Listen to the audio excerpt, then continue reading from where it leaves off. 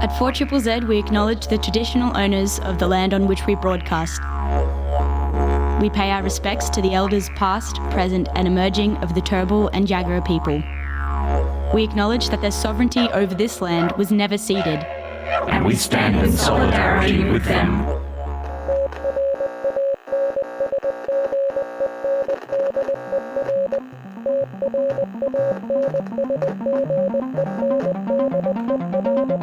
You're listening to Transmission on 4ZZZ, amplifying the trans and gender non-conforming voices of Brisbane and beyond. Hello, you're listening to Transmission on 4ZZZ. My name is Ez, I use he, him pronouns, and I'm joined in studio with... Bette, I use she, they pronouns. And June, I use they, them, and just a few she's in there, like sprinkle it in, you know? I'll just spray it in there. Yeah, have fun with it. Yeah. Nice. Transmission's all about amplifying the voices of the trans community and beyond. And today, I'd like to begin by acknowledging the traditional owners of the land in which 4ZZZ broadcast, the Turrbal, Jagera and Jagera people. Sovereignty was never ceded, always was, always will be Aboriginal land. That's it. And today on Transmission is a special episode.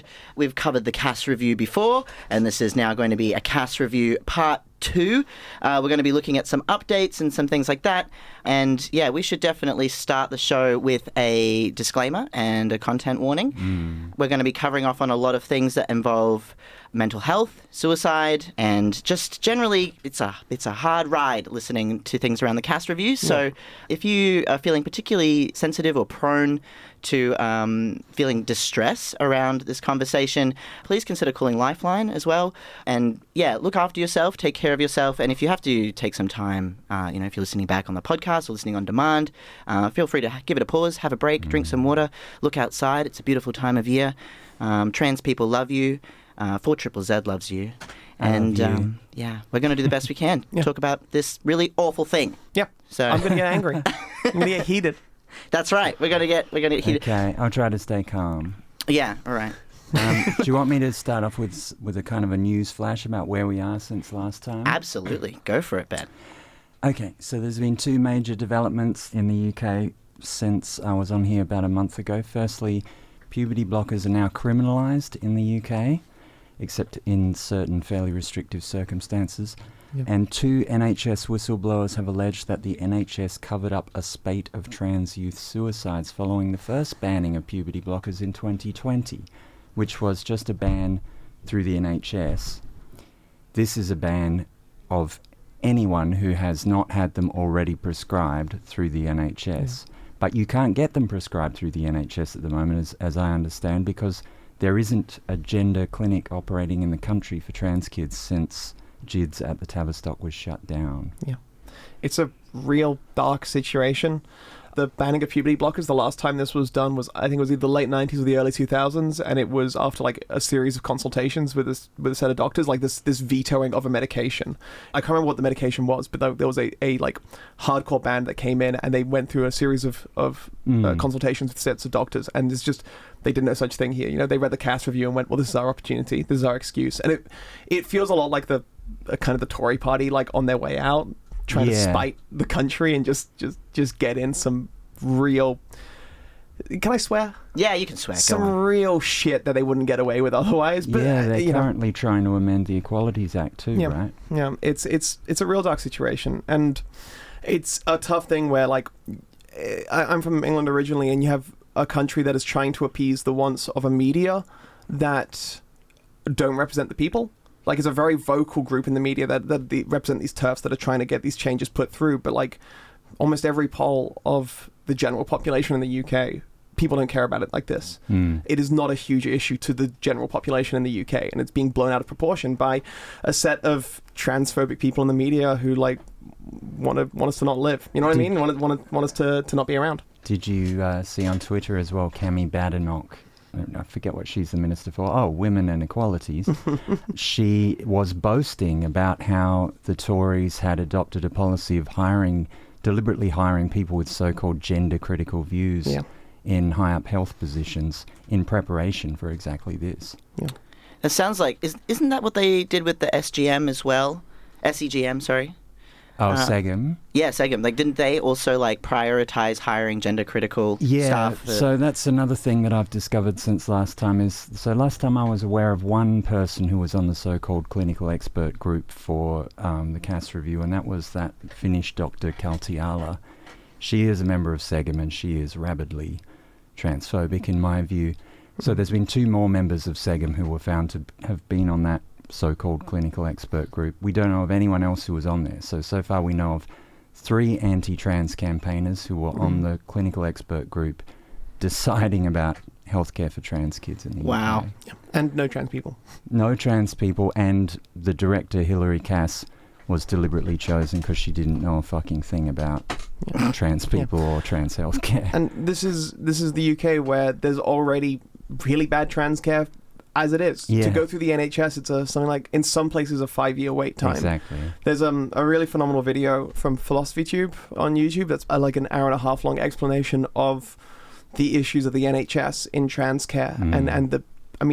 They've killed people. You know what I mean? Like, you can't have wait lists this long for transgender care and not have blood in your hands. It's unacceptable. And then to take away that further with this banning of hormone blockers, it's a crime. I think it's a really atrocious thing. It's also, the fact that they used emergency powers to criminalize the possession of. Right. It's not even just blocking you access to puberty blockers. It's also then persecuting you for now having possession of them. Yeah, so you it's could get just a 2-year prison sentence. Yeah. And if you're a parent, and it's the parents who really come under fire here, because they're stuck between a world of trying to make sure their kids are healthy and happy. Every parent, really, their number one priority is, my kids, are they healthy? Are they happy? And the kids are not healthy. They're not happy. And then you have a government that's telling you that what you're doing to help your kids, quote unquote, help your kids, make them happy and healthy is wrong. And we're going to criminalize any behavior that you have around that. And the thing is that, there's an election coming up. The Tory party is going to almost certainly lose. They're deeply unpopular currently.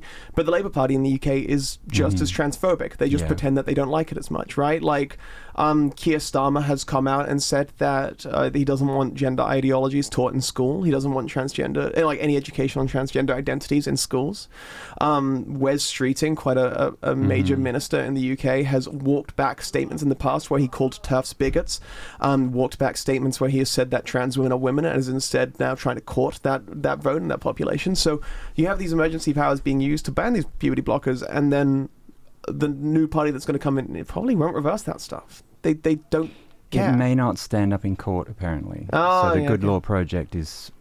actually, we could do a link to that. It's English, but there's a fundraiser for a legal challenge to this, and they're semi-confident that they can maybe overturn that. Yeah, awesome. Because obviously it was rushed through, right? Yeah. I did want to mention the leak that told us that there were 16 suicides in the last 4 years of kids on the waiting list for gender-affirming care. So according to these whistleblowers, in the previous 10 years, there'd been 1 suicide that they knew that GIDS knew of a kid on the waiting list for GIDS. So apparently GIDS staff knew about this, and they tried to write an open letter, and the NHS clamped down on them and threatened them with dismissals. And also, one of the whistleblowers contacted Hilary Cass herself, got no reply. So Hilary Cass was aware of this before the Cass review came out. And her overview of suicide in the Cass review is so... I mean, I already thought it was radically irresponsible, but if you factor in that she already knew about this, it's disgusting. Yeah.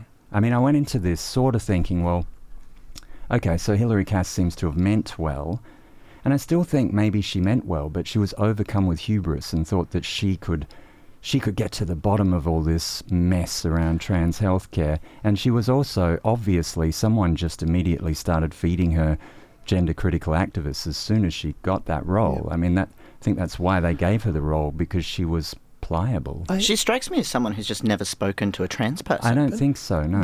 The thing, though, is in the Cass review, that there is atrocious standards of research being applied at the same time. So, I find it tough to think that she's just an unaware kind of tool in this situation, where at the same time she's willingly making ridiculous exceptions for the articles that she includes as this anti-trans healthcare review, while also saying that, like, there was very little support for gender-affirming care because it was like there was no double-blind studies on something like that. Yeah. Which, like, that's impossible to do with trans care, because you can look at someone and go, oh, yeah, they've got...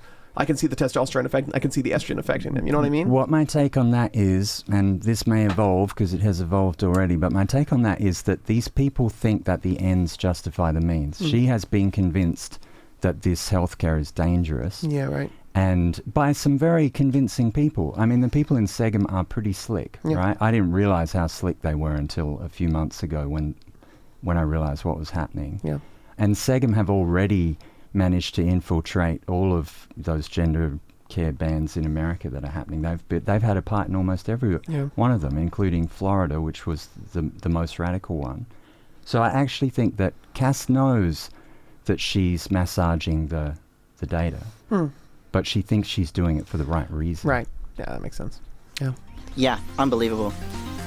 Amplifying the voices of the trans and gender non-conforming community of Mianjin, Brisbane and beyond. Transmission on 4ZZZ brings you the latest in trans community news, music and events. Every Tuesday from 9am till 10am. Join our team of hosts for an hour of celebrating the unique perspectives of the trans community. Transmission, Tuesday mornings from 9am till 10am on 4ZZZ. They cluck their thick tongues and shake their heads and suggest oh so very delicately. Einhorn is a man! It rubs the lotion on its skin or else it gets the hose again. Girl has her feelings. Thing is, Dill, you're not a girl. Details, baby, details. Come, we are ready for the floor show. Hold on to your hats, gender traitors. It's time for the TERF wars. Oh, I love that sting. I love it so much. You're listening to Transmission on 4ZZZ. Transmission, all about amplifying the voices of the trans community and in Brisbane and Mianjin and beyond. And this special episode of Transmission today is the Cass Review Part 2. My name is Ez. I use he, him pronouns. Bette, she, they pronouns, please. June or Junebug, and they, them with like just a couple she's in there. Just have fun with it. Sprinkle, sprinkle. Sprinkle, sprinkle. It's like a seasoning, you know? just like a pinch of salt at the top. Yeah. I do find she's quite spicy. Yeah, I always like spicy flavors, you know? Absolutely. That's why I'm not a she anymore, because I cannot handle spice. There we go. Yeah. That makes sense. You're eating the white food. We're building... Just mashed potato now, yeah. Building new trans stereotypes. Trans guys can't handle spice. I definitely, look, I'm also South American, but from a part of South America where it's just salt. Yeah. You know, there's people are like, oh, you should handle spice for South America. I'm like, I'm not from Central America. My boyfriend isn't the best with spice either, so maybe, I'll have to get a survey out there for the trans masks. Build a new stereotype live on air. It's good. Yeah. Anyway, you're listening to the special show about TERF Wars. Sorry, the Cass Review Part 2. I'll just a little disclaimer as well that if you're tuning in now, that there's some themes, content, and trigger warnings around this topic. We're talking about some pretty heavy stuff relating to suicide, mental health, and the trans community. So look after yourself, and if you need to take a break, do it. You should do that. You can always come back and tune in if you need to. But for now, we're going to dive straight back in to chatting about the Cass Review. June, you got some things. Yeah, I just had, I guess it's a little personal anecdote, but I think it's one that I find really interesting, where one day my mum had a friend over, we were chatting at dinner, and I said something about J.K. Rowling being a TERF. Mm-hmm. And this friend, older woman, was like, well, I don't know if she is. And I went, no, she definitely is. Like, I've read her statement, and she started going into the defense of J.K. Rowling, and we had got into quite an intense discussion about trans rights and what it means when I say that someone is transphobic, and her complaining about the idea of taking away like the term mother and hospital, all this kind of stuff, right? And I got quite emotional during this. Talked about people that I know who had tried to take their own lives and that kind of stuff. And like I teared up and I got quite intense. And at the end of the conversation, after all of that, she then just goes, oh, I have a thing to show you. And then like tries to show me a video of a choir on her phone singing. And it was this moment of clicking of like, oh, this isn't a real thing to them. It's a think piece. To so many people who don't value trans rights, we're not real people. We are a concept that they can have fun thoughts about and they don't have to take too seriously. It doesn't affect them, right? It doesn't affect them. Why care? So it's, when so many discussions of transphobia, it's easy to lose sight of the fact that like, to a lot of them, we don't register as like real people who are out here just trying to live our lives. And like, that's the thing. I'm just trying to live my life, and I'm trying to take hormones to make my body more in line with what it should be, you know?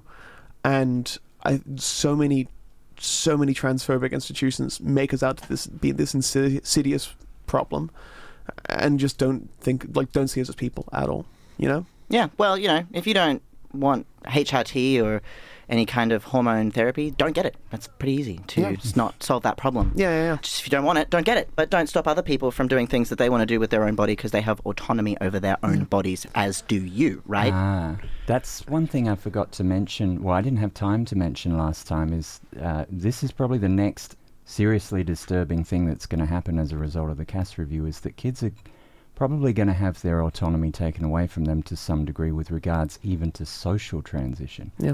Because Hilary Cass sees social transition as a quote-unquote active intervention, an active intervention. So she talks about kids being transitioned, as if it's not the kids that are transitioning themselves. She advises parents that social transition can lock in a trans identity, and that if left to their own devices and not allowed to socially transition, most kids, like she says, something like 80% of kids will desist and start, you know, their gender identity will align with their sex assigned at birth by the time they reach puberty.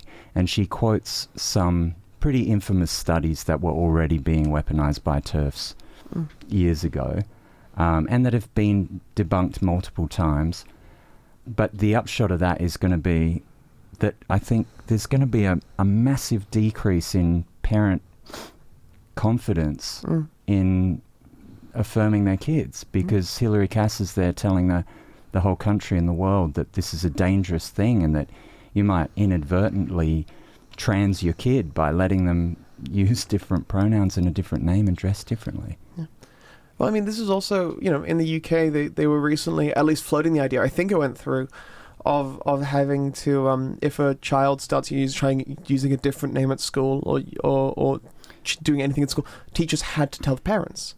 Yeah. Which takes away another level of safety for trans kids, where school is like the only place away from their parents, and if they're afraid of how their parents may react, people can experiment with stuff there. Yeah. And the fact that they might have to report that to parents and then remove that safety as well, it's atrocious. And like legally required to report that. It was the idea. I think that was part of a bill that I don't know if it was a bill, but I think it was the schools board was discussing new policies, and that was one of them. But the other ones were like, you can't wear the uniform that aligns with your gender identity and so on. Basically, social transition was going to be banned at schools to the extent that they could do that. Yeah. Wow. What are we? Where are we? Ah, gosh, it's just such a mess. Bet, you were saying that you had some things on SGM as well, SEGM. Yeah, so SEGM, this is the Society of Evidence-Based Gender Medicine, the Society of Evidence-Based Gender Medicine. It is not that, really. That's what they call themselves. The Southern Poverty Law Center in the US recently designated SEGM a hate group, finally. For a long time, they've been calling them the hub of the anti-LGBTQ pseudoscience network. So SEGM is actually directed by our own Dr. Roberto D'Angelo, who lives in Northern Rivers, New South Wales. And he seems to be on the board also of Therapy First, which used to be called the Gender Exploratory Therapy Association or something like that. They rebranded because gender exploratory therapy came to be associated with conversion therapy, because it very likely is, although it's a very vague concept, it's hard to tell. And SEGM, I'd really like to do like a history of SEGM at some stage, but I don't have quite enough notes on it just yet. But SEGM has members like Ray Blanchard, the inventor of autogynephilia theory, that debunked nonsense. So he is still hanging around, as is Kenneth Zucker, the director of the Toronto Gender Clinic, that openly admitted that it was doing conversion therapy on kids, that would advise parents to take certain toys off of kids, never affirm a kid's gender until it was obvious that kid was like lost to transsexuality, and so on and so on. I can't remember all the things he did, but it's pretty disturbing. And Hilary Cass is still quoting studies from this guy, Kenneth Zucker, studies which actually admit to conversion therapy and using them as justification of her theories that most kids will grow out of a trans identity. Well, yeah, probably they will if you abuse them and surround it with shame. I mean, I kind of probably looked like I'd grown out of my trans identity for many decades too, because I had that kind of treatment. That's a survival thing as well. I mean, and that's right. And there's self-report at the end of these studies. So Zucker would try to convert them, and then after giving them 2 years of conversion therapy, he'd get them to self-report about whether they were still identifying as trans. Well, obviously they're not going to admit it. No, I mean, what's the main cause of detransition? It's people not being supported by those around them. It's not regret. It's not, this isn't for me. It's people who are not receiving the respect that they actually deserve as a trans person, and they detransition out of safety, out of a need to be accepted. The discrimination that they're facing through transition significantly outweighs the benefits of just staying in the closet, so they revert because it's safer. Exactly. And to be clear, detransition, nothing wrong with that. If you realize that if you try transitioning, back out, it's not for you, that's fine. But the vast majority of cases, it's people who are not being supported by those around them. Yeah, more people regret hip replacement surgery than they do transition. Yeah, gender-affirming surgery. Yeah.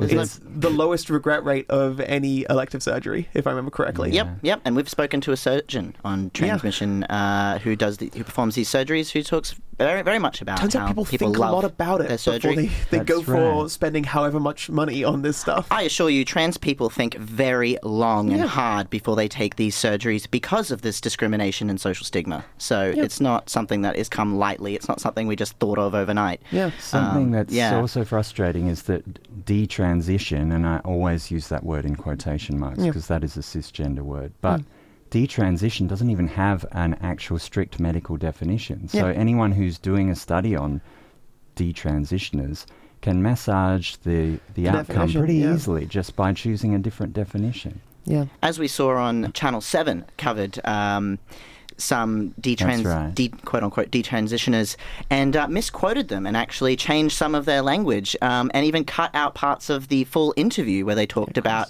the nuances of why they made the decision to no longer transition or to stop hormone therapy. And we know that that was all completely manipulated by those producers. So I don't trust mainstream media anyway, but more reason not to. I saw there was mainstream media definitely in the UK trying to do an article on DIY HRT, and everyone was just going, don't talk to them. Don't you dare talk to them, because you cannot tell them anything to do with DIY HRT, because that is how it gets used against us. Yeah, we need to keep that stuff within the community to protect the people that need access to it as well. DIY HRT is good. It's better than death. Yeah.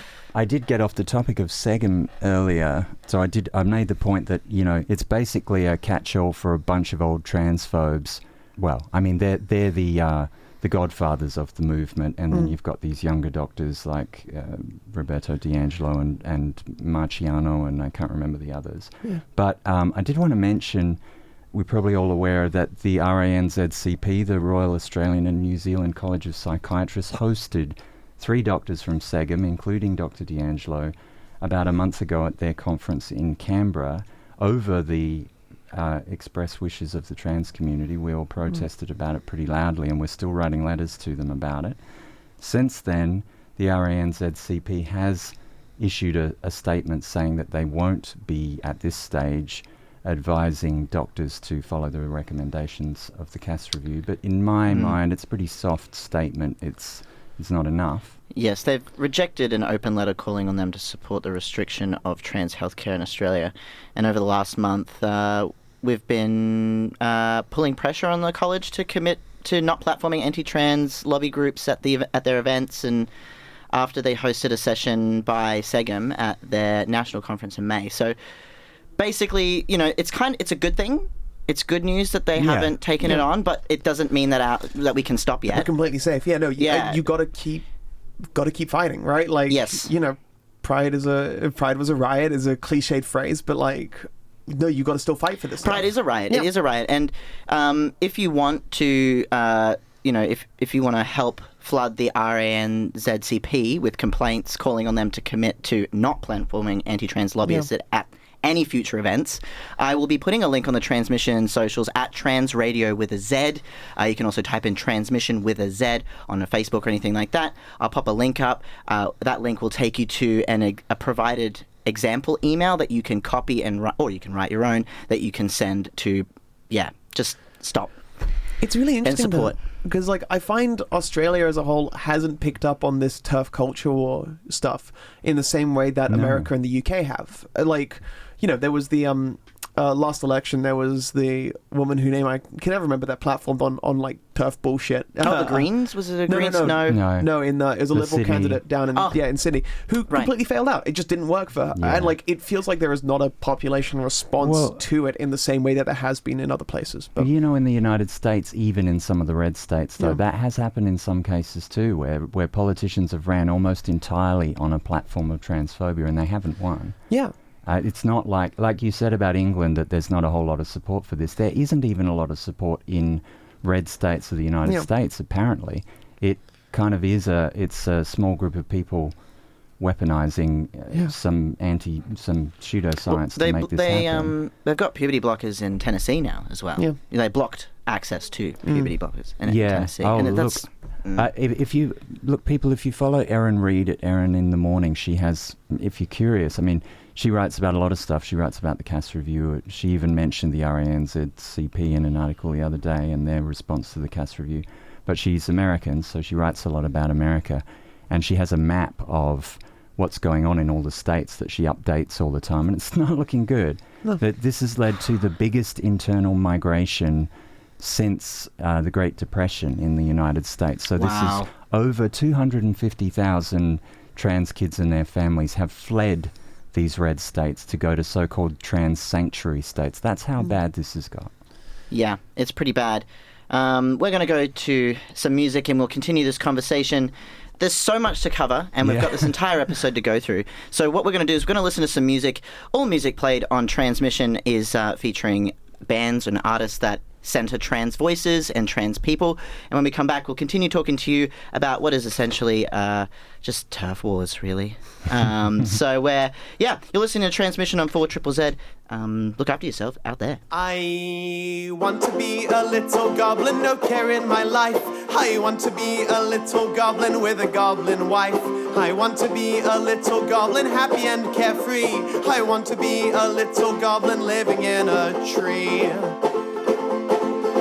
And I want to be a moth person, my wings would be so large. I want to be a moth person, mysterious and in charge. I want to be a moth person with a perfect ass. I want to be a moth person, that life would be first class. It's the cryptid life for me, it's so easy, you see. Living in the woods with no one to perceive me.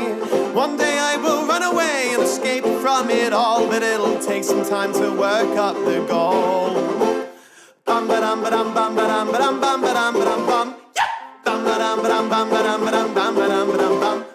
Bum ba dum ba dum bum ba dum ba dum bum ba dum ba dum bum ba dum ba dum bum ba dum ba dum bum ba dum ba dum bum ba dum ba dum bum. And I want to be a myconid, given human form. I want to be a fungus freak, I'm sick of blood that's warm. I want to be a myconid, they seem like such fun guys. I want to be a myconid and I will never die. And I want to be a vampire with big and sexy teeth. I want to be a vampire with all humans beneath. I want to be a vampire, I'll go to vampire raids. I want to be a vampire, that is the latest craze. It's the cryptid life for me, it's so easy, you see. Living in the woods with no one to perceive me.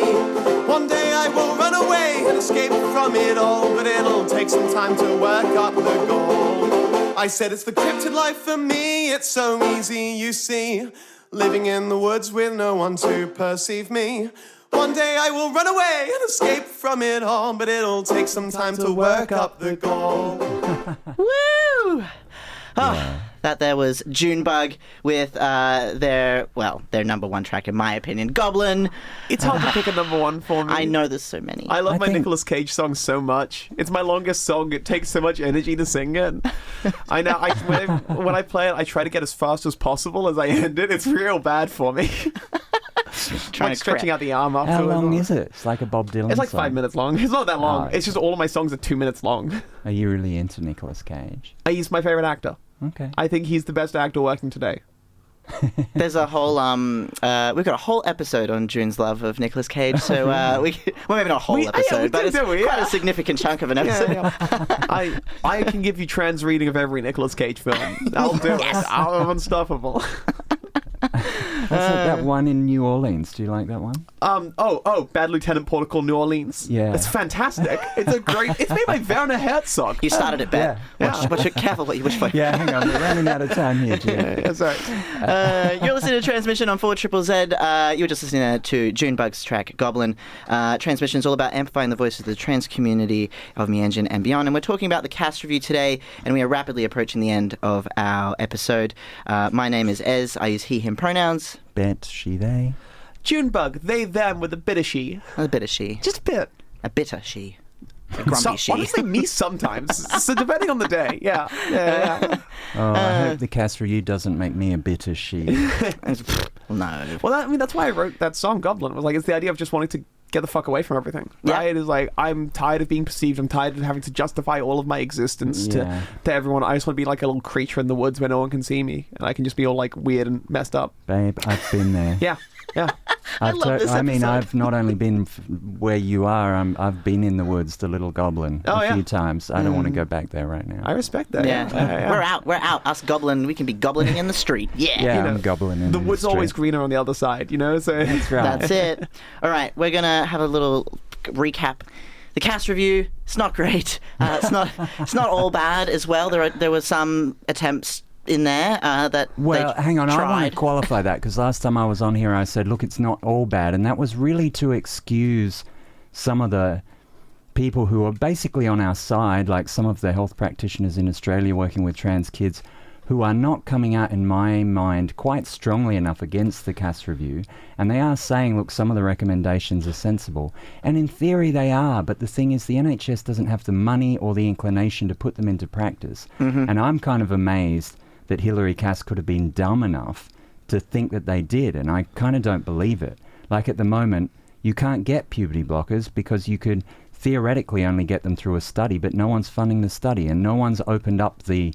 Hilary Cass was saying, well, we need multiple hubs for treating kids with gender dysphoria across the UK. Well, you could only afford like one clinic before, so where's the money going to come from for this? Yeah. And they've got 2 like half-built clinics that aren't anywhere near opening, and that's it. So in theory some of the cast review is not insane, but those good bits are not being put into practice. You got to consider that it's like, it feels weird to say this, but it's a nation in decline, right? Like, exactly. It's in such a downhill slope. They're in so much debt. No one's spending any money to fix the country. No one is daring to hope that anything could be better in the government. And so you end up with this terrible situation where these recommendations are made, like close down this clinic and open up smaller ones, but they just close down the clinic and they don't have any money to make the new ones. That's right. The NHS is an absolute mess and has been for a long time. Are you saying, June, that we should just hold our breath and just watch the UK crumble, and then it will all be over? We don't have to worry about I would rather not, because there's a lot of very lovely trans people over there. Yeah, okay, all right. Well, say what you will about England, but there's a lot of hot trans girls. You know what I mean? Sorry, that's a joke. Boys. I know that was a joke. I'm sorry. That was a reference to something. There's a lot of hot trans people over there. Yeah. There's a lot of hot trans people over there. We'll go send them a boat and bring them all over. Come on. I do want to say, everyone's always carrying on about how bad it is for trans people in America. Well, in America, you can go to a trans sanctuary state for now, until maybe Trump gets in. But in the UK, where are you going to go after Brexit? You can't go anywhere. Like, you're stuck there. Except maybe Australia. Like Australia, you can. It's slightly easier to move to. But sure, but like, how huge of a move is that for your family? Just because you need to get some hormones. Absolutely. Well, I believe that's all we have time for this morning on the Cast Review Part 2. Thank you. Come to Meanjin People's Pride this Saturday. I'll be talking at 4 p.m. on a panel supposedly about the Cast Review. It's at Jagger Hall. I might be walking around. There's a chance I'll be there. Yeah, you see a tall goblin, it's June. Tall goblin. Yeah, I'll take that. Yeah. Tall glamorous lady, that's me. Wonderful. And I will be at the 4ZZ's First Nations car park gig. If you're a follower of 4ZZZ avidly, you'll know that I work here at 4ZZZ as a community engagement coordinator, and the First Nations car park gig will be my last official day in this role. So you should come on down and support our First Nations community. I definitely will be. You rockers. Yeah. Oh, thanks. You're awesome. Thank you so much for tuning in. Love you all. Protect trans kids. That's it. Woo. Bye. Thank you so much for listening to Transmission. See you next Tuesday, 9 to 10 a.m. on 4ZZZ.